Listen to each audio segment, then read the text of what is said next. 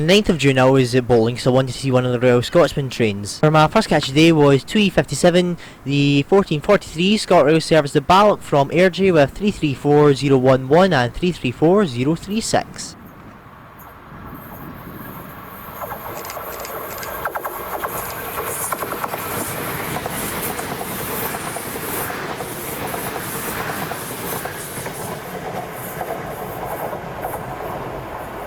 Then this is 2H42, the 1447 ScotRail service to Edinburgh from Helensburgh Central with 334005 and 334004.